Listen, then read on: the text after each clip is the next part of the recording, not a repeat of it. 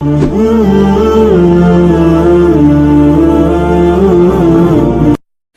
کریم صلی اللہ علیہ وسلم عرب کی کواری لڑکیوں سے زیادہ حیا والے تھے. کواری لڑکیوں سے زیادہ حضور حیا فرمایا کرتے تھے. جب خانہ کعبہ کی مکہ شریف میں تعمیر ہو رہی تھی نا، اہل عرب اس کو تعمیر کر رہے تھے، تو نبی پاک صلی اللہ علیہ وسلم اپنے چچا حضرت عباس کے ساتھ خانہ کعبہ کی تعریف میں مصروف تھے. تو عرب کے لوگ چونکہ لمبا کرتا پہنتے تھے پیروں تک، تو نیچے اگر کسی وقت کوئی چیز نہیں بھی ہوتی تھی تو کسی کو وہ نظر نہیں آتی تھی، چونکہ پردہ رہتا تھا، ایک لمبا کرتا پہنا ہوا ہوتا تھا. تو جب بچے، سرکار کی عمر مبارک بھی ابھی تھوڑی تھی، تو اس طرح بچے جب نکلتے تو وہ کئی دفعہ اپنی تہمت اتار دیتے نیچے سے، اور کوئی مزدوری کرنے لگتے تو 3-4 طے کر کے نا تہمت کی کندھے پہ رکھ لیتے. جس طرح کبھی دیہاتوں میں لوگ کپڑا سر پہ رکھتے تھے کہ اوپر اگر کوئی وزنی چیز رکھیں گے تو وہ تکلیف نہیں دے گی. نبی پاک صلی اللہ علیہ وسلم بھی سب لوگوں کے ساتھ خانہ کعبہ کی تعمیر میں شامل تھے. تو حضرت عباس رضی اللہ تعالیٰ عنہ نے کہا حضور سے، ابھی اللہ نے نبوت بھی نہیں فرمایا تھا، بھتیجے آپ بھی تہمت اتاریے، یہ صحیح مسلم میں حدیث موجود، اور اس کو کندھے پہ رکھ لیجیے، آپ اینٹیں اٹھا اٹھا کے لا رہے ہیں تو ذرا آپ کو تکلیف نہیں ہوگی. تو سرکار دو عالم صلی اللہ علیہ وسلم سے یہ بات کہی، اور پھر جلدی سے حضور کی تہمت کو نکال کے نا، حالانکہ لمبا کرتا پہنا ہوا ہے، تو وہ جیسے ہی ان کے کندھے پہ رکھا اینٹیں رکھنے کے لیے، تو سرکار تو زمین پہ گر گئے، بے ہوش ہو گئے، آنکھیں آسمان کی طرف، اور پھر حضور پکار رہے ہیں آزاری آزاری آزاری، میرا تہمت دے دو، میرا تہمت دے دو. کبھی کوئی شخص اس وجہ سے بھی بے ہوش ہوا ہے کہ میرے وجود سے کپڑا اتر گیا ہے؟ حالانکہ سرکار پر وہ بے ہوشی بھی نبی پاک کا وہ جو غلبہ ہے نا شرم و حیا کا، اس کی وجہ سے ہوا. ورنہ تو حضور فرماتے ہیں کہ میری آنکھیں سو جاتی ہیں، دل تو میرا اس عالم میں بھی جاگتا رہتا ہے. تو سرکار زمین پہ تشریف لے آئے، آنکھیں میرا تہمت دے دو، میرا تہمت دے دو. تو جلدی سے انہوں نے تہمت دیا تو حضور نے باندھ لیا. پھر طبیعت مبارک میں تسلی ہوئی. یعنی ہم اس رسول کے غلام ہیں کہ جن کے تو وجود سے کپڑا اتر جائے تو حضور برداشت نہیں کرتے، قبول نہیں فرماتے، تکلیف شروع ہو جاتی. لیکن یہاں نوجوان ہیں اور بڑا قد کاٹ ہے اور بڑے بڑے سمجھدار لوگ ہیں، گرمی آتی ہیں تو شارٹ کپڑے پہن کے گھومتے ہیں. ان کو خیال نہیں کہ یہ وہ والا لباس ہے جو باہر تو کیا گھر میں اماں کے سامنے نہیں پہننا چاہیے، بہنوں اور بیٹیوں کے سامنے نہیں پہننا چاہیے. آپ کی گفتگو میں شرم و حیا ہو، آپ کے لب و لہجے کے اندر حسن ہو. آپ کو پتہ ہے نبی پاک صلی اللہ علیہ وسلم نے فرمایا میری امت میں سب سے زیادہ حیا کرنے والے عثمان غنی ہیں. عثمان غنی سب سے زیادہ حیا کرنے والے. آپ فرمایا کرتے تھے جب سے حضور کا چہرہ دیکھا ہے میں نے کبھی اپنی شرمگاہ بھی نہیں دیکھی، میں نے آنکھوں کا وضو نہیں توڑا، اور جب سے حضور کے دست مبارک میں میں نے بیعت کے لیے سیدھا ہاتھ بڑھایا تو پھر سیدھا ہاتھ میں نے کبھی گندگی کو نہیں لگایا. حیات. آپ باتھ روم کے اندر بھی غسل فرماتے تھے تو کپڑوں سمیت کرتے تھے. کسی نے کہا حضرت جی واش روم کے اندر کیوں نہیں کپڑے اتارتے؟ آپ فرمانے لگے باہر بندوں سے حیا کرتا ہوں، اندر جاتا ہوں تو رب سے حیا آنی شروع ہو جاتی، وہ تو دیکھ رہا ہے نا.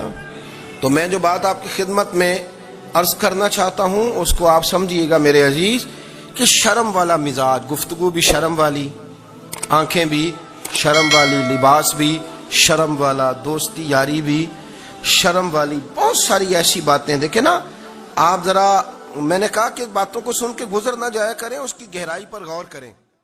اور نبی رحمت علیہ السلام کی پہلی بات نہیں بیویوں کی آنکھوں میں آنسو پیدا کر دیے. حضور فرمانے لگے سنو، جب کوئی عورت بچہ پیدا کر لیتی ہے تو رب اسے اتنا ہی درجہ دیتا ہے جتنا ایک شہید کو درجہ عطا کرتا ہے. اور فرمایا جب وہ عورت اس کا بچہ آ جاتا ہے، اب وہ رات کو روتا ہے، وہ اٹھتا ہے، پخانہ اور پیشاب کرتا ہے، اپنے وجود کو آلودہ کر لیتا ہے. تو نبی پاک صلی اللہ علیہ وسلم فرمانے لگے وہ عورت یہ فکر نہ کرے کہ وہ دیکھو مرد تو آرام سے سویا ہوا ہے اور میں اٹھ کے بچے کو صاف کر رہی ہوں، پخانہ پیشاب دھو رہی ہوں. میرے محبوب نے ہر مرتبہ فکر کو، حضور نے زندگی اس کے ہر شعبے سے تعلق رکھنے والے آدمی کو عزت دی. فرمایا بیبیو جب تم رات کو اٹھ کے اپنے بچے کی خدمت کرتی ہو، دودھ ڈال کے دیتی ہو، پخانہ اور پیشاب صاف کرتی ہو، تو فرمایا رب تمہیں اتنا ہی اجر دیتا ہے جتنا ساری رات مصلی پہ کھڑے رہنے والے عبادت گزار کو اجر عطا فرماتا ہے. اتنا اللہ تمہیں اجر دیتا ہے. ہر شخص کے حصے میں، ہر شخص کے حصے میں میرے نبی پاک نے عزت لکھی، ہر شخص کے حصے میں۔ رسول پاک نے وقار، رشتوں کو حضور نے اتنا مضبوط کر دیا، اتنا مضبوط کر دیا کہ رشتے رشتے نہیں درد بن گئے۔ ماں کا نام آتا ہے تو آنکھوں میں آنسو آ جاتے ہیں نا، ماں کا نام آتا ہے تو دل تڑپتا ہے نا۔ یار یہ انقلاب ہے جو میلاد والے رسول نے برپا کیا، ورنہ حضرت طارق ابن عبداللہ کہتے ہیں میں حضور کے اعلان نبوت سے پہلے بھی مکے آیا تھا۔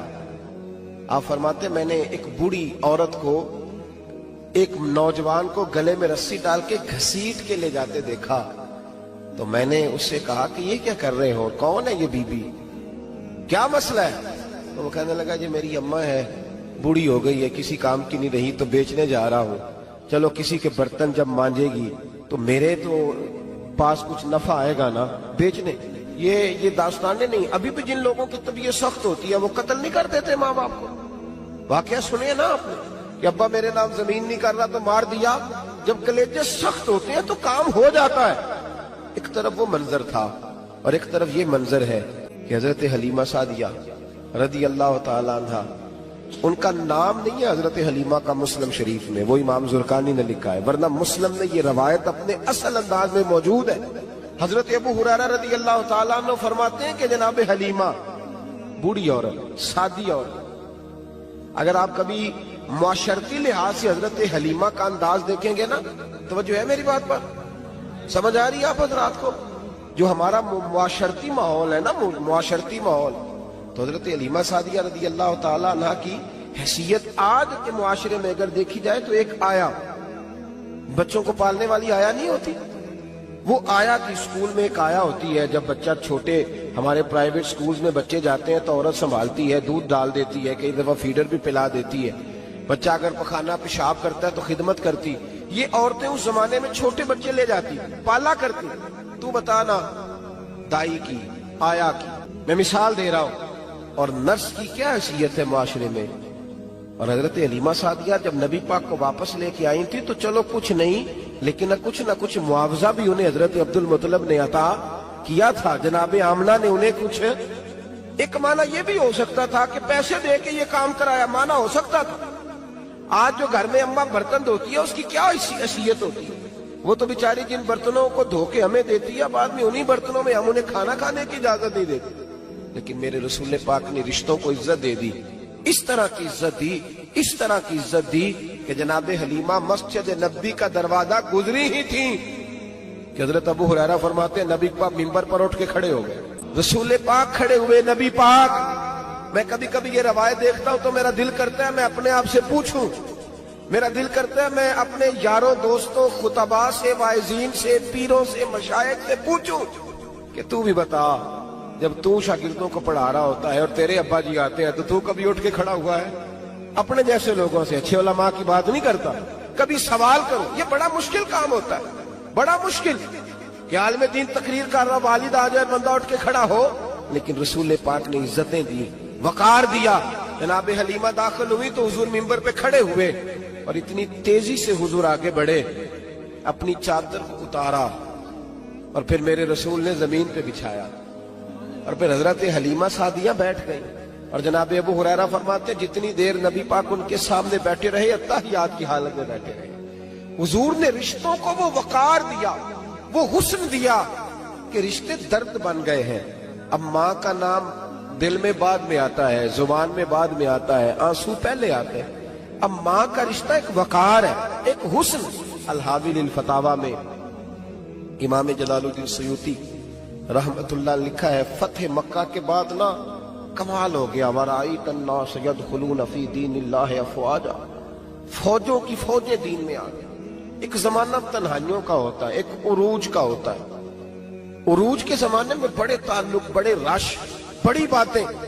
اب حال یہ تھا فتح مکہ کے بعد کہ پہلے تو ایک آدھ آدمی کلمہ پڑھتا تھا، فوجوں کی فوجیں آتی۔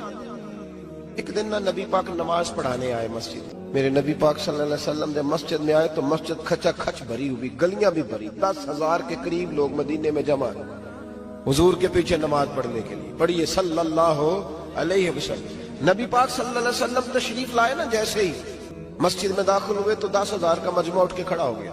ہمارے لیے لوگ کھڑے ہوتے ہیں تو ہماری آنکھیں پرنم نہیں ہوتی، بلکہ ہم اپنا حق سمجھتے ہیں. ہم کہتے ہیں ان کا بنتا ہے کھڑے ہونا. حالانکہ بھائی دنیا سب کے لیے کھڑی نہیں ہوتی. جب کوئی کھڑا ہونا تو نظر جھک جانی چاہیے اور تیرے دل میں خیال آنا چاہیے کہ یا اللہ مجھ پہ رحم ہی رکھنا, اے اللہ میری پردہ پوشی کرنا, یا اللہ یہ تیری دی ہوئی عزت ہے, مہربانی کر خفیہ تدبیر سے محفوظ فرما. کہ ہمیں احساس نہیں ہوتا الا ماشاءاللہ. اللہ کے محبوب داخل ہوئے تو 10,000 کا مجمع کھڑا ہو گیا. 10,000 آدمی کھڑا ہو تو ایک کیف بنتا ہے. تو میرے جیسا آدمی تو ویسکوٹ سیدھی کرنے لگ جاتا ہے نا کہ بڑی شان ہے جناب, کالر ٹھیک کر لو, دستار سیدھی کر لو, کیا بات. اتنے لوگ بھی کبھی کسی کے گاڑی کے پیچھے بھاگے. لیکن نبی پاک کا انداز کیا تھا؟ رسول پاک کی آنکھوں میں آنسو آ گئے. 10,000 آدمی کھڑا ہوا, حضور رو پڑے, اور اتنا روئے کہ جناب ابو ہریرہ رضی اللہ تعالیٰ عنہ فرماتے ہیں کہ میں نے نبی پاک کے سینے سے آواز نکلتی دیکھی. جب آدمی زیادہ روتا ہے تو سینے سے آواز آتی. حضور روئے کہ سینے سے آواز آئی. آپ فرماتے ہیں پھر حضور نے آنسو پوچھے, پھر نماز مکمل ہوئی. جب لوگ چلے گئے تو حضرت ابوبکر صدیق اٹھ کے قریب گئے, کہا یا رسول اللہ صلی اللہ علیہ وسلم آج کوئی وجہ نہیں تھی رونے کی, آپ آئے ہیں اور رونا شروع کر دیا. تو میرے محبوب فرمانے لگے آج جب میں نے اپنی وہ شانیں دیکھی, وہ مقام دیکھا تو مجھے اپنی اماں کی یاد آ گئی. ماں کی یاد, رشتوں کو وہ عزت دی, وہ وقار دیا, وہ حسن دیا. کہاں نماز کے لیے لوگوں کا کھڑا ہونا اور کہاں اماں کی بات چھیڑ دینا. میرے حبیب فرمانے لگے مجھے اپنی اماں آمنہ کی بات یاد آئی. میری ماں نے تو وہ دور دیکھا تھا جب وجود پہ کپڑے بھی پورے نہیں تھے, دل کرتا تھا آج اماں موجود ہوتی, میں نماز پڑھانے آتا, اللہ اکبر کہہ کے نیت باندھتا, سبحانک اللہ کے بعد سورہ فاتحہ پڑھتا اور سورہ فاتحہ مکمل پڑھ لیتا کہ میری اماں آمنہ کو کوئی کام یاد آتا. وہ پردہ سرکا کے کہتی بیٹا محمد میری بات تو سننا. تو محبوب فرماتے اللہ کی عزت کی قسم میں نماز چھوڑ دیتا, پہلے ماں کی بات سن کے آتا. میں چھوڑ دیتا نماز. وقار دے دیا, وقار, وہ حسن بخشا, وہ توانائی بخشی. عرب کے اندر سال کے بعد عورتوں کا ایک میلہ لگتا تھا خانہ کعبہ کے پاس. صرف عورتیں اکٹھی ہوتی تھی, میلہ لگا ہوا تھا. ایک تورات جاننے والا یہودی عالم بھی آیا ہوا تھا. وہ بیویوں کے مجمع پہ نظر ڈال کے کہنے لگا بیویوں مرد کا کام تو کوئی نہیں عورتوں کے مجمع میں بات کرنا, لیکن میں تمہیں ایک پیغام دینے لگا ہوں. اللہ کے آخری رسول جو مکے میں پیدا ہونے والے ہیں ان کے آنے کا وقت قریب آ گیا ہے. وہ بیوی بڑی خوش نصیب ہوگی جنہیں ان کی رفاقت ملے گی. عورتوں نے جب دیکھا کہ مرد آ گیا عورتوں کے میلے میں تو انہوں نے ڈانٹا جھڑکا, کہا چل اٹھا اپنی کتابیں اور نکل جا. حضرت خدیجہ کہتی ہیں باقیوں نے ڈانٹا پر میں نے بات پلے سے باندھ لی. میں نے پلے سے باندھ لی اور میں انتظار کرنے لگی کہ اللہ کرے وہ نصیب میرے ہی ہو, اللہ کرے مقدر میرا ہی کھلے. آپ فرماتی میں تسبیح پڑھتی, درود پڑھتی. میں اس زمانے میں جو اللہ کا ذکر جس طرح ہوتا تھا وہ میں شروع کرتی, اور جب فارغ ہوتی تو میں التجا کرتی کہ اللہ میرے نصیبے کھول دے. کہتی ہیں آہستہ آہستہ آہستہ آہستہ میں حضور کی تعریف سننے لگی. آہستہ آہستہ تعریف سننے لگی. نبی پاک صادق ہیں, امین ہیں, سچے ہیں, دیانتدار ہیں. اس برے اور میلے معاشرے میں بھی وہ سب سے اعلیٰ بھی ہیں اور سب سے اجلے بھی ہیں, وہ سب سے پاکیزہ ہیں. میں سننے لگی تعارف, آہستہ آہستہ میں ان کی گرویدہ ہونے لگی. ادھر نبی پاک صلی اللہ علیہ وسلم اپنے چچا جناب ابو طالب کے پاس رہتے تھے. قحط آ گیا, حالات بگڑ گئے. حضور سید عالم صلی اللہ تعالی علیہ وسلم سے چچا کہنے لگے بیٹے اگر مال تجارت لے کے شام جاؤ تو بڑا نفع کماؤ گے, ہمیں ضرورت بھی ہے, اور اگر ہو سکے تو ختیجہ کا مال لے کے جاؤ. نبی پاک نے کہا چچا میں نہیں کہوں گا کسی سے جا کے, میں نہیں کہتا کسی سے جا کے, جو میرے نصیب میں ہوگا میرا رب خود عطا فرمائے گا, میں نہیں کہوں گا. مصطفیٰ نے تو نہیں کہا. حضرت ختیجہ رضی اللہ تعالیٰ عنہ کہتی ہے میں نے خود اپنی خادمہ کو بھیجا. میں نے کہا جا کے پوچھو تو صحیح کہ میرا مال قبول ہوتا بھی ہے کہ نہیں, پوچھو. نبی پاک صلی اللہ علیہ وسلم سے پوچھا. حضرت ختیجہ کی خواہش ہے کہ آپ مال لے کے جائیں. حضور نے قبول کر لیا. جناب خدیجہ الکبریٰ رضی اللہ تعالیٰ عنہ کے غلام تھے, میسرہ ان کا نام تھا. جناب خدیجہ نے ان کو ساتھ بھیجا. فرمایا ایک 3 باتیں ارشاد فرمائی. ایک تو فرمایا سارا رستہ غور سے دیکھنا میرے نبی کے ساتھ کیا معاملات درپیش ہوتے ہیں. ابھی اعلان نبوت نہیں کیا. فرمایا ذرا غور کرنا, میرے مصطفیٰ کا مطالعہ کرنا اور مجھے واپس آ کے سبق سنانا. وہ جو تم نے چہرہ بددعا کی تلاوت کی ہو ذرا مجھے واپس آ کے سنانا. जिन्हां ने दिल पर जानी डिठा ओ अखियां ही तक लईयां तू मिलियो ते साजन मिलिया हूं नासा लग पईयां जरा जाके ना तिलावत करना और मुझे दिख। और दूसरा फरमाया तुम मेरे गुलाम हो तो मुस्तफा के भी गुलाम बन के रहना। मैं सुनती हूं कि किरदार के अफकार के नजरियात के अजमत के बुलंदो बाला वो जैसे कहे वैसे करना। और तीसरी हजरत खदीजा ने नसीहत फरमाई, फरमाया मोहम्मद इब्न अब्दुल्ला सल्लल्लाहु अलैहि वसल्लम की राय से इख्तलाफ ना करना। ये चलते हुए मुआहदा किया, जो वो कह दे सो कर जाना। गुलाम कहते हैं मैं साथ गया, बातें मैंने सुन ली, लेकिन जब सफर शुरू हुआ ना अभी चंद मंजिलें तय हुई थी, मैंने कहा खदीजा आपने क्या नसीहत करनी थी, इनके साथ जो रहेगा वो इनका गुलाम ही बन जाएगा, इनके साथ जो रहेगा तू अजय मेरा महबूब नहीं डिठा जिन वेख के चन शर्मावे जे रखे हथ फुल्लां विच हथ नाल फुल्ला रल जावे अद्धी राती चन चढ़ जांदे जदों जलवा फरमावे। माया जो भी साथ रहता गुलाम हो जाता। मैसरा कहते मैं गया, तजारत शुरू हुई। कहते नबी पाक सल्लल्लाहु अलैहि वसल्लम जब मंडी में पहुंचे तो लोग कस्में उठा उठा के माल बेच रहे थे। अल्लाह के महबूब जब गए ना तजारत करने तो एक आदमी कहने लगा चलो माज़अल्लाह बुतों के नाम थे लातो मनात, कहने लगा लात की उज़्ज़ा की मनात की कसम उठाओ। तो नबी पाक फरमाने लगे उनकी कसम उठाऊं जिनका मैं नाम लेना भी पसंद नहीं करता। अभी अल्लाह ने नबूवत नहीं किया। और फरमाया वैसे भी मैं कसम दे के माल नहीं बेचता, खरीदना है तो खरीदो, नहीं खरीदना तो ना खरीदो।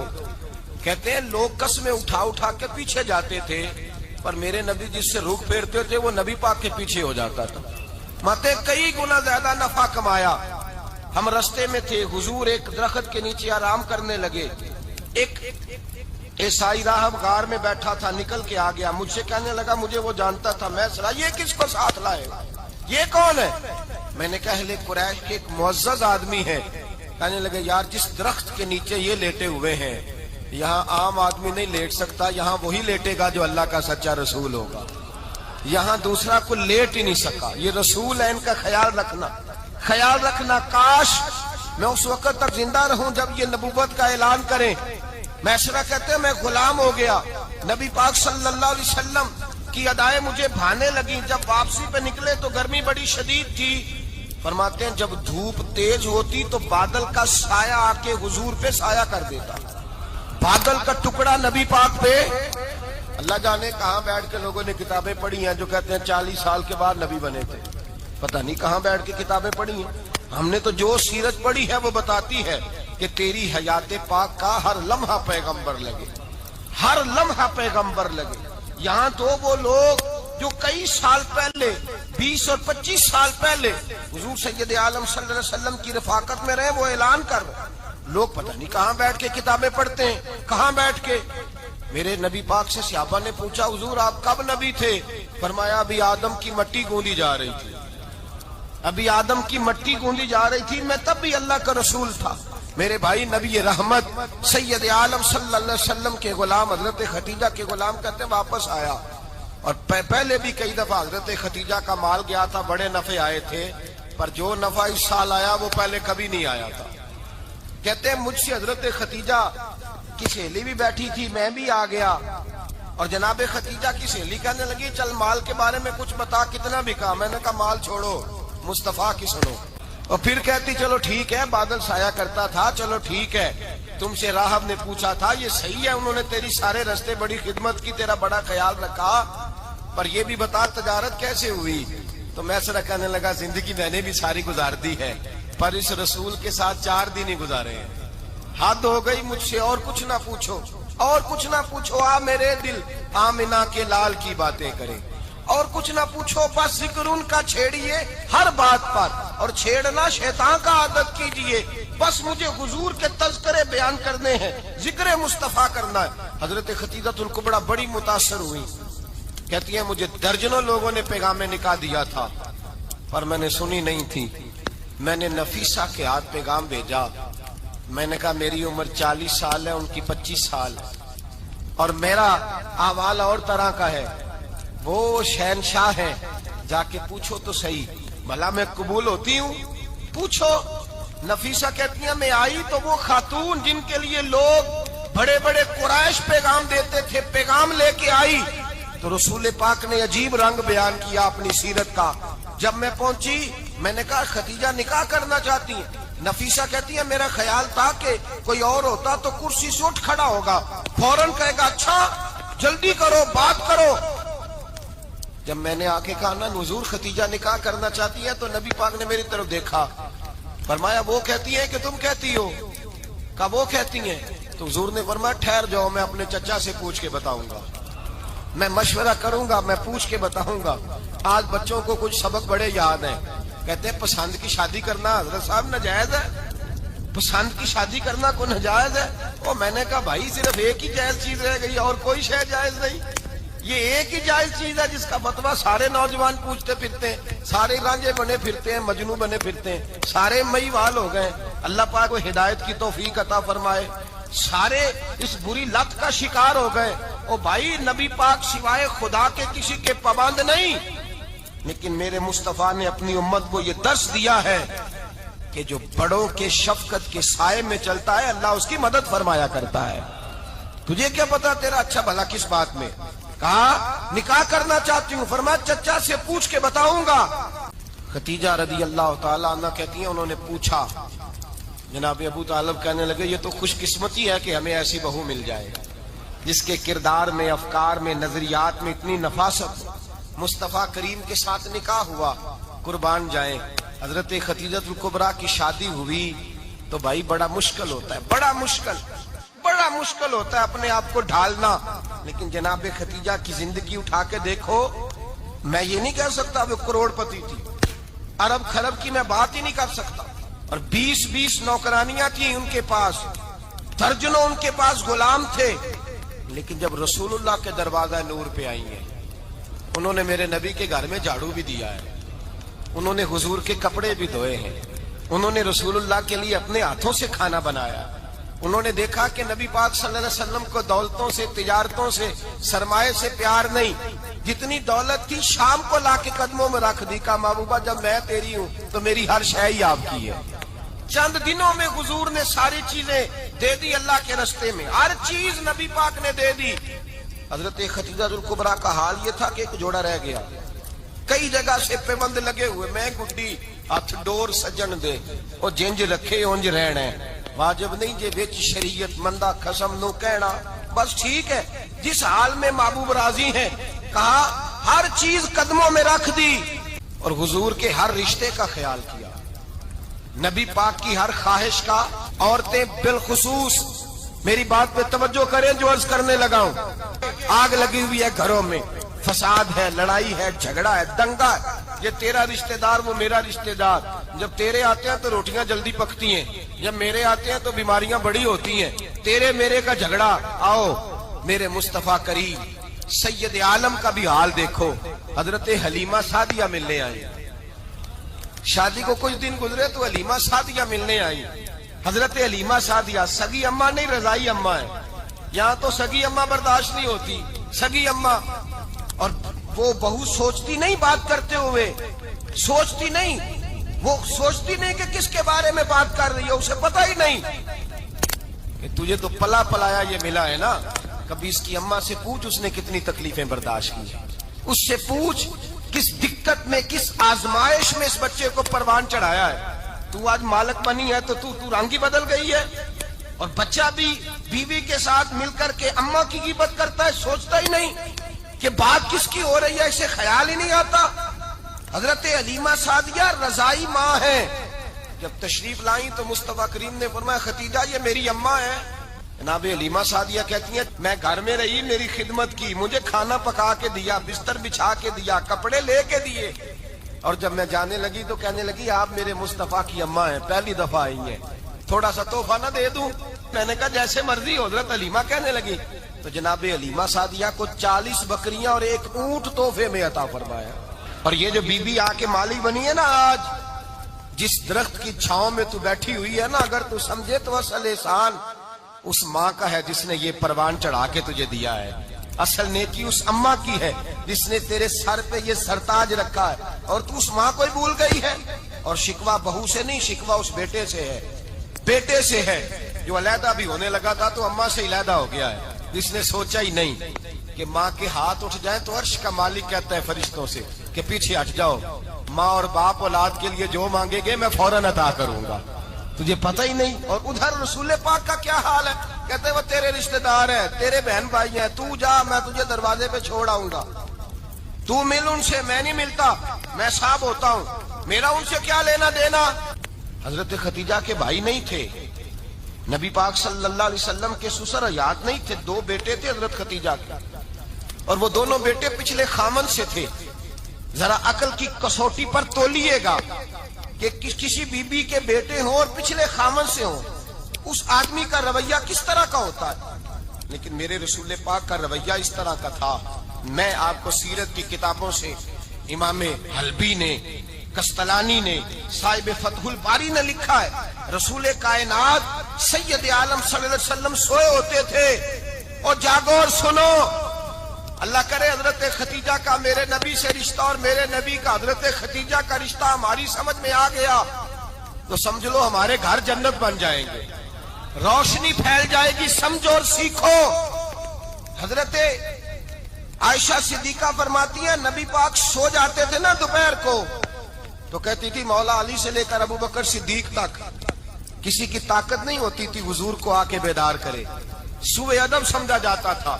اور میں ایک جملہ آگے بڑھا کے کہوں گا، میں کہوں گا اماں جی آپ تو مولا علی سے لے کر ابو بکر صدیق تک فرماتی ہے نا، ہمارا تو عقیدہ یہ ہے کہ مصطفیٰ سو جائے تو جبریل بھی نہیں جگا سکتے، وہ بھی نہیں آ سکتے، وہ بھی ہاتھ باندھے کھڑے ہیں کہ مولا کیسے جگاؤں، حضرت جبریل بھی نہیں جگا سکتے۔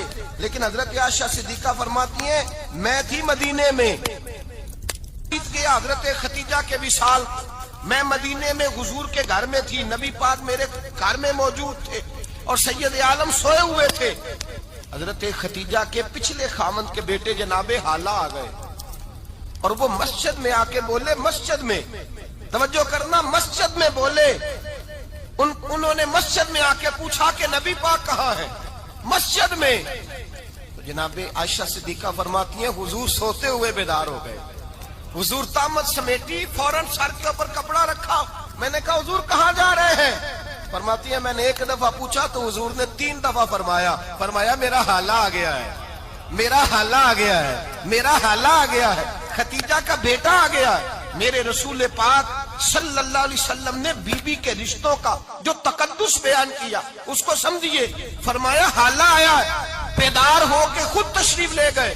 اور یہ تو حالہ تھے نا، بڑے بیٹے حضرت خدیجہ کے، سب سے ان کا نام ہند تھا، اور حضرت ہند سے کوئی بندہ تعارف پوچھتا نا، نبی پاک کا جو حلیہ ملتا ہے نا کتابوں میں، سیرت کی کتابوں میں، حضور کا مکھڑا کیسا تھا، مکھ چند بدر شاشانی ہے، متھے چمک دی لاڈ نورانی ہے، کالی زلف تیاک مستانی ہے، مخمور اکھی ہیں مد بریاں۔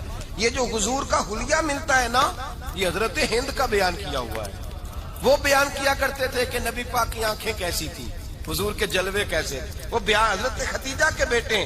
کوئی ان سے پوچھتا کہ بڑے راضی رہتے ہو ہند، بڑے راضی رہتے ہو، تو حضرت ہند کیسے راضی کیسے نہ رہوں، راضی کیسے نہ رہوں، میرے بھائی کا نام علی المرتضیٰ ہے، بہن کا نام فاطمہ الزہرا ہے، ماں کا نام خدیجہ الکبریٰ ہے، اور باپ کا نام محمد مصطفیٰ ہے، میں راضی کیسے نہ رہوں۔ حضرت خدیجہ الکبریٰ کے رشتوں کے ساتھ رسول اللہ کا پیار، ان کے رشتے۔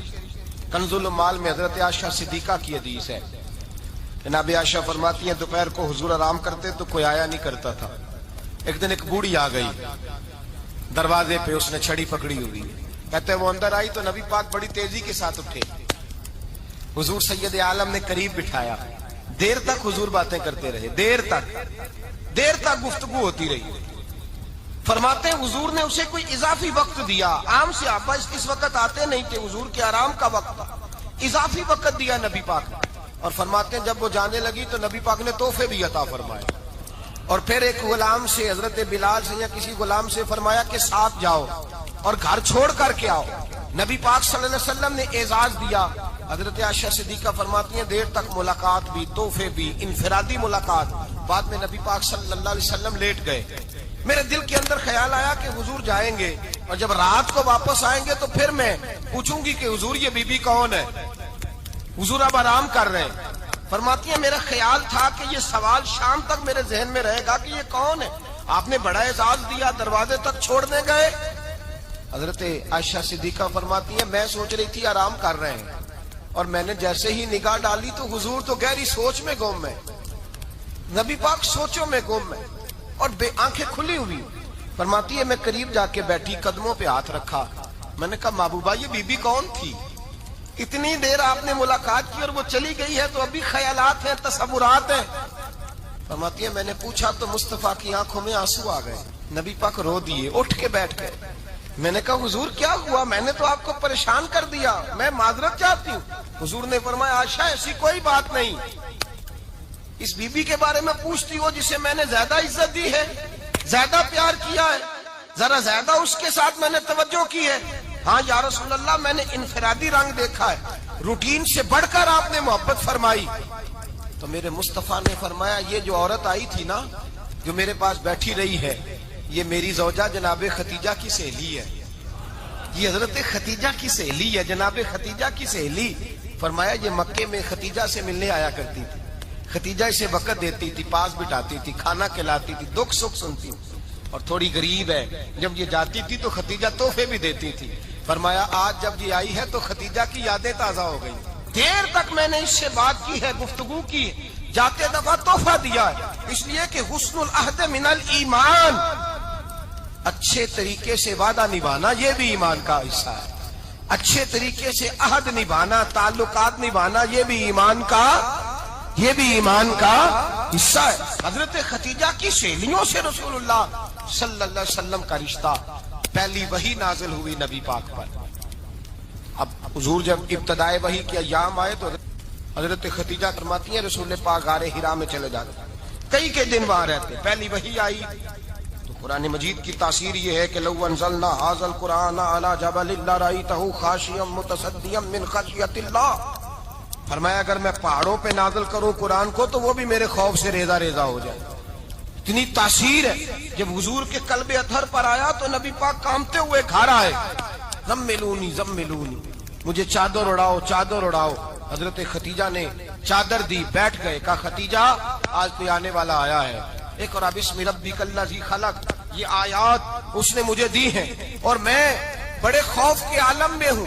حضرت ختیجہ کے لفظ بڑے حسین ہیں، جناب ختیجہ الکبریٰ رضی اللہ تعالیٰ عنہ کیا فرماتی ہیں؟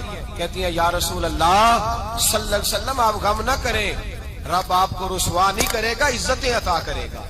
اور دلیل کیا ہے؟ حضرت ختیجہ فرمانے لگی دلیل یہ ہے کہ آپ غریبوں کی مدد کرتے ہیں، مسکینوں کا خیال رکھتے ہیں اور محبوبہ کمزوروں کا بوجھ آپ اٹھاتے ہیں، جس کے اندر یہ خوبیاں ہوتی ہیں اللہ اسے عزت ہی عطا فرمایا کرتا ہے۔ حضرت ختیجہ الکبریٰ رضی اللہ تعالیٰ عنہ سب سے پہلے نبی پاک پہ ایمان لائی۔ ہمارے جو فلسفے کے لوگ ہیں وہ کہتے ہیں بہت بڑا ولی اللہ بھی ہو تو بیوی اس کی مان جائے، یہ مشکل ہوتا ہے کام، یہ مشکل ہوتا ہے۔ حضرت ختیجہ الکبریٰ رضی اللہ تعالیٰ عنہ سب سے پہلے ایمان، اور کس طرح کا ایمان؟ کس طرح کا ایمان؟ ابن ماجہ میں روایت ہے، غور کرنا، حضرت قاسم نبی پاک صلی اللہ علیہ وسلم کے صاحبزادے، حضور کی 6 اولادیں، 4 بیٹیاں 2 بیٹے حضرت ختیجہ سے ہوئے، 4 بیٹیاں اور 2 بیٹے۔ دھوکہ دیتے ہیں بعض لوگ، کہتے ہیں حضرت ختیجہ کی ایک ہی بیٹی تھی، حضرت قاسم حضور کے بیٹے تھے، وہ وصال کر گئے۔ حضرت ختیجہ ابھی دودھ پلاتی تھی کہ شہزادے پردہ کر گئے، ایک دن گھر میں بیٹھی ہوئی تھی تو کہنے لگی یا رسول اللہ صلی اللہ علیہ وسلم میرے بیٹے قاسم کے حصے کا دودھ میرے وجود میں بھر آیا ہے، کاش میرا رب اتنا موقع دیتا کہ میرا بیٹا مدت رضاعت ہی پوری کر لیتا، وہ دودھ پی لیتا۔ نبی پاک نے فرمایا ختیجہ تو غم نہ کر، اللہ تبارک و تعالیٰ نے تیرے بیٹے کی مدت رضاعت جنت میں پوری کر دی ہے، جنت میں پوری کر دی ہے۔ اور نبی پاک نے اپنا اختیار بیان فرمایا ابن ماجہ میں، رسول پاک نے فرمایا اگر تو کہے تو میں یہاں بیٹھے بیٹھے تجھے تیرے بیٹے کی آواز سناؤں، عرض کروں رب کی بارگاہ میں ابھی تجھے سناؤں تیرے بیٹے کی بات، ابھی وہ جنت میں بولے، لطف نہیں آیا آپ کو اس بات کا؟ میں ابھی سناؤں تجھے بات، سیاستہ کی روایت، ابھی سناؤں تیرا بیٹا بولے گا جنت میں، آواز یہاں مکے میں آئے گی، سناؤں؟ بڑے لوگ کرامت دیکھنا چاہتے ہیں، معجزہ دیکھنا چاہتے ہیں، کہتے ہیں میں تو وہ دیکھ کے آؤں گا، کہا سناؤں؟ حضرت ختیجہ کا ایمان دیکھیں، کہنے لگی محبوبہ مجھے سننے کی کیا ضرورت ہے، میں خدا کو بھی مانتی ہوں، محمد مصطفیٰ کو بھی مانتی ہوں، میں بن دیکھے ہی مانتی ہوں، بن دیکھے ہی مانتی ہوں، مجھے سننے کی ضرورت آپ نے کہہ دیا تو سو ہو گیا، مجھے حاجت حضور کہہ رہے ہیں اگر تو کہے تو دعا کروں، التجا کروں، ابھی آواز اللہ سنا دے، ابھی سناؤں؟ حضرت خدیجہ کہتی ہے نہیں حضور، میں بن دیکھے ہی میں ان لوگوں میں سے نہیں ہوں جو پہلے دیکھ داکھ کے آئے، پلٹ کے آئے، دیکھ کے سودا کریں، میں تو ان لوگوں میں سے ہوں جو بن دیکھے مانا کرتے ہیں۔ یؤمنون بالغیب کی قائل، رسول اللہ صلی اللہ علیہ وسلم پہ ایمان لائی، اور پھر نبی پاک صلی اللہ علیہ وسلم نے جیسا کہا حضرت خدیجہ نے ویسا کیا۔ اور حضرت عائشہ کی روایت ایسی بھی ملتی ہے، جناب عائشہ سے کسی نے پوچھا تھا کسی نے جنت کی نعمتیں بھی کھائی ہیں؟ تو حضرت عائشہ کہنے لگی ہاں، ایک دفعہ نبی پاک نے جنت کے انگوروں کا خوشہ توڑ کے حضرت خدیجہ کو کھلائے تھے، وہ انگور وہاں سے توڑ کے جناب خدیجہ کو حضور نے انگور کھلائے تھے۔ نبی پاک صلی اللہ تعالی علیہ وسلم پر ایمان لائی، ہر موقع پر حضور کا ساتھ دیا، تکلیفیں دیکھی، آزمائشیں دیکھی۔ حضرت خدیجہ کا جو وقت حضور کے ساتھ گزرا ہے نا، وہ سارا آزمائشوں کا وقت۔ 15 سال شادی کو ہوئے تو نبی پاک نے اعلان نبوت کیا، باقی کے 10 سال 25 سال کی رفاقت رہی، سخت مسئلہ تھا، کفار کی مخالفت، بہت زیادہ مال تھا، پھر غربت آئی، پورا مکہ سلوٹ کرتا تھا، پھر وہ سارا شہر مخالفت کرنے لگا۔ حضرت خدیجہ الکبریٰ ڈٹ کے رسول اللہ کا ساتھ دیتی، ہر موقع پر کسی جگہ شکوہ نہیں کیا۔ یہاں عورتیں بول پڑتی ہیں، کہتی ہیں جب سے تیرے گھر آئی ہوں سکھ نہیں دیکھا، جب سے یہاں آئی ہوں کچھ نہیں دیکھا، جب سے یہاں آئی ہوں بڑی آزمائش میں ہوں۔ حضرت خدیجہ الکبریٰ مال لے کے آئی، لیکن انہوں نے دیکھا کہ مصطفیٰ کو غریبی پسند ہے تو غریب ہو گئی۔ جیم جان دا کچھ وسا نہیں ہو، جان یار نو دے تے شاد ہو جا، اسے دل دے ہیں فساد سارے، دل دربر نو دے تے آزاد ہو جا، جیو رکھے آباد تے رو وسدا، تے جدو کرے برباد ہو جا۔ کہا یا رسول اللہ جس بات میں آپ راضی ہیں میں بھی اسی بات میں راضی ہوں۔ جناب خدیجہ رضی اللہ تعالیٰ عنہ مکمل وقت رسول اللہ کا ساتھ دیا۔ شیب ابی طالب کے 3 سال قید میں گزارے۔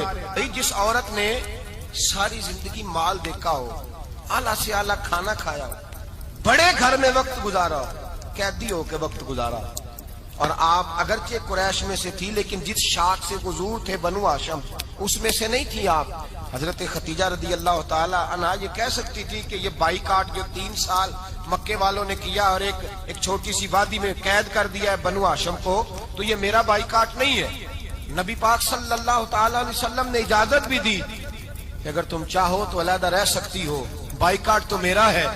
لیکن حضرت خدیجہ نے کہا نہیں، تیرے قدموں میں رہوں، غیر کی ٹھوکر پہ نہ ڈال، جھڑکیاں کھاؤں کہاں چھوڑ کے صدقہ تیرا، اور تیرے قدموں میں جو ہے وہ غیر کا منہ کیا دیکھے، کون نظروں پہ چڑھے دیکھ کے تلوا تیرا۔ کہ حضور میں نے نہیں جانا، 3 سال پتے کھا کے وقت گزارا، 3 سال پانی پی کے وقت گزارا۔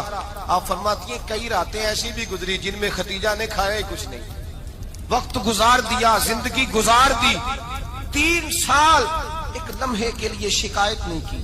او بھائی ایسی وفادار ماں کا تو روز ذکر ہونا چاہیے۔ ایسی اعلیٰ حضرت فرماتے ہیں حق گزارے رفاقت پہ لاکھوں سلام، حق گزارے رفاقت پہ۔ اچھا میں دعا کرنے لگا ہوں کہ آپ سارے حضرت خدیجہ پہ سلام پڑھیں۔ حق گزارے رفاقت پہ لاکھوں سلام، لاکھوں سلام۔ حضرت خدیجہ الکبریٰ رضی اللہ تعالیٰ عنہ نے حق ادا کیا، صحیح ماں، پہلی ماں، کہف امن و امان، حق گزارے رفاقت پہ لاکھوں سلام۔ حضرت خدیجہ الکبریٰ رضی اللہ تعالی حق ادا کیا۔ 3 سال کا وقت سوشل بائیکاٹ کا وقت تھا، سوشل بائیکاٹ، لیکن حضرت خدیجہ الکبریٰ نے حضور کے ساتھ ٹائم گزارا۔ بائیکاٹ ختم ہوا، آسانی کا وقت آیا تو خدیجہ بیمار ہو گئی۔ ام المومنین سیدنا خدیجہ رضی اللہ تعالیٰ عنہ علیل ہوئی، علالت شدید ہوئی تو نبی پاک آ کے سرانے بیٹھے۔ قربان جاؤں، آج لوگ اتنی نوکری نہیں کرتے جتنا احسان جتلاتے ہیں، کہتے ہیں وہ فلاں مولوی صاحب کو روٹی میں دیا کرتا تھا، وہ فلاں آدمی کے ساتھ اس کو تو آگے پہنچایا ہی میں نے۔ کریڈٹ پکڑ پکڑ کے لوگ اپنے کھاتے میں ڈالنے کے چکر میں ہوتے ہیں۔ لوگ اس قدر زیادہ پیار نہیں کرتے جتنا جتلاتے ہیں۔ حضرت خدیجہ الکبریٰ نے سکھایا ہے انداز امت کو کہ وفا کیا ہوتی ہے۔ حضرت خدیجہ نے ساری زندگی نوکری کی، ساری زندگی وفا کی۔ وقت وصال آیا، حضور کو بلایا، اللہ کے محبوب تشریف فرما ہوئے۔ صاحب ابن شام کہتے ہیں حضرت خدیجہ رو پڑی، کہنے لگی محبوبہ میں نبی کی بیوی تھی، میں خدمت کا حق نہیں ادا کر سکی، کوئی غلطی ہو گئی ہو تو مجھ سے درگزر کر دیا جائے، مجھے معاف کر دیا جائے۔ یہ کہہ کے رونے لگی۔ نبی پاک نے فرمایا تو غلطی کی بات کرتی ہے، خوش ہو جا، میرے رب نے وعدہ فرمایا ہے کہ تو دنیا میں بھی میری بیوی ہے تو جنت میں بھی تو ہی میری بیوی بنے گی۔ وعدہ کیا ہے اللہ تبارک و تعالی، میں نے تجھے پسند کیا ہے، جنت میں بھی تو ہی میری بیوی ہے۔ میرے نبی کریم سید عالم صلی اللہ علیہ وسلم نے حضرت خدیجہ الکبریٰ رضی اللہ تعالیٰ عنہ سے اس قدر زیادہ، حضرت عائشہ فرماتی ہیں اکثر گھر میں اکثر نبی پاک حضرت خدیجہ کا ذکر چھیڑ دیتے۔ یہاں تو آدمی بہن کا ذکر نہیں نہ کر سکتا بیوی کے سامنے، اماں کا ذکر نہیں کر سکتا، معاملہ خراب ہو جاتا، بڑا مشکل ہو جاتا، مشکل ہے۔ حضرت عائشہ صدیقہ بظاہر تو سوکن تھی نا، لیکن حضرت عائشہ بیان کرتی ہیں، کہتی ہیں نبی پاک سب سے زیادہ حضرت خدیجہ کا ذکر کرتے تھے گھر میں، اکثر ذکر ہو۔ خدیجہ یوں کرتی تھی، خدیجہ یہ کام اس طرح کرتی تھی، خدیجہ کا یہ رنگ ہوتا تھا، اس کا یہ طریقہ ہوتا تھا، اس کا یہ طرز حیات تھا، وہ ایسے چلتی تھی، وہ ایسے، اکثر حضور بیان کرتے۔ حضرت عائشہ فرماتی ہیں مجھے رشک ہوتا، رشک، ناز کرتی میں، کیا مقدر ہے خدیجہ کی۔ کہتی ہے ایک دن نا میں نے کہا ذرا بات تو کروں، کہتی ہے نبی پاک گوشت لائے، مجھے کہا عائشہ ذرا گوشت صاف کرو، پکاؤ اور ذرا شوربہ زیادہ کرنا۔ کہتی ہے میں نے وہ گوشت لیا، صاف کرنے لگی، میں نے کہا حضور شوربہ کیوں زیادہ کرنا ہے، مہمان آنے والے ہیں، کچھ لوگوں کو آنا ہے۔ تو نبی پاک نے فرمایا نہیں آنا تو کسی نے نہیں، مجھے پتا چلا مدینے میں خدیجہ کی کچھ سہیلیاں آئی ہیں، میرا دل کرتا ہے کچھ سالن بطور تحفہ ان کو بھی بھیج دوں، تو ذرا زیادہ پکانا، خدیجہ کی سہیلیوں کو میں نے سالن بھیجنا ہے، تحفہ دینا ہے۔ حضرت عائشہ کہتی ہیں ایک جملہ ہلکا سا، بے ضرر سا، بڑا دھیما سا، بچ کے بڑا اپنے آپ کو محتاط کر کے، میں نے کہا یا رسول اللہ صلی اللہ علیہ وسلم آپ خدیجہ کا ذکر بہت کرتے ہیں، حضور وہ تو عمر میں 15 سال بڑی تھی، یا رسول اللہ صلی اللہ علیہ وسلم اللہ نے آپ کو جوان اور خوبصورت بیویاں دی، آپ خدیجہ کا ذکر کرتے ہیں۔ فرماتی ہیں یہ بات کہہ کے میں خاموش ہو گئی، میرا خیال تھا جواب آئے گا، دیر ہو گئی، حضور جواب نہیں دیتے۔ کہتی ہے میں نے یوں نظر اٹھا کے دیکھا تو چہرہ مبارک سرخ، اور رسول پاک نے فرمایا عائشہ آج بات کی ہے، آج کے بعد یہ بات نہ کرنا۔ میں نے کہا حضور کیا ہوا؟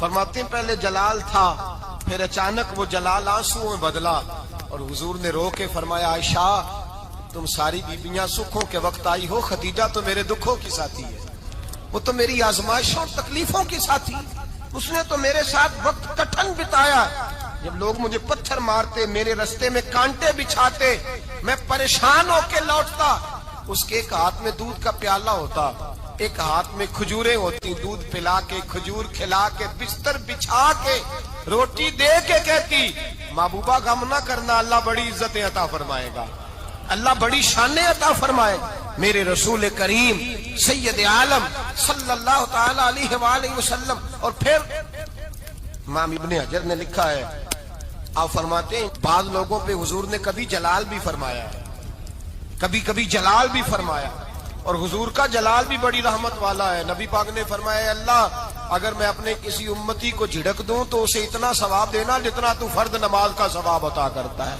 حضور کا تو جلال بھی کرم والا ہے، کرم والا جلال ہے رسول پاک کا۔ اکثر بعض لوگوں پر حضور ناراض بھی ہوتے، لیکن امام ابن حجر فتح الباری میں فرماتے ہیں کہ صحابہ اور اہل بیت میں سے حضرت خدیجہ الکبریٰ کی وہ ہستی ہے جس پر کبھی نبی پاک ناراض نہیں ہوئے، کبھی ناراض نہیں ہوئے۔ یہ سب سے بڑی فضیلت ہے حضرت خدیجہ کی، کبھی ناراض نہیں ہوئے نبی، کسی موقع پر بھی حضرت خدیجہ الکبریٰ رضی اللہ تعالیٰ عنہ سے ناراض نہیں ہوئے، بلکہ بخاری شریف میں لفظ کچھ اس طرح کے ہیں۔ میں نے شروع میں کہا کہ حضرت خدیجہ کی 20 کنیزائیں تھیں، نوکرانیاں تھیں، گھر کے اندر نوکر چاکر تھے، ریل پیل تھی، کوئی کام کبھی نہیں کیا تھا۔ حضرت خدیجہ الکبریٰ نے ایک دن کھانا پکایا، اور کھانا پکا کے اپنے ہاتھوں سے جب نکلی نا اور آ رہی تھی حضور کو کھانا دینے، تو بخاری میں موجود ہے جب حضرت ختیجہ آئیں تو نبی پاک نے فرمایا ختیجہ تیرے آنے سے پہلے حضرت جبریل آ گئے، اور وہ کہہ رہے ہیں یا رسول اللہ ختیجہ برتن میں کھانا لے کے آ رہی ہے، اور جب وہ کھانا لے کے آ جائے تو اسے کہہ دیجئے گا اس کا رب اسے سلام کہتا ہے، اس کا رب اسے اللہ اکبر، جس کو اللہ سلام کہے۔ فاضل بریلوی فرماتے ہیں حق گزارے رفاقت پہ لاکھوں، حق گزارے رفاقت پہ لاکھوں سلام، حق گزارے رفاقت پہ لاکھوں سلام۔ حضرت خدیجہ الکبریٰ رضی اللہ تعالیٰ عنہ کو رب تعالیٰ کے سلام آئے۔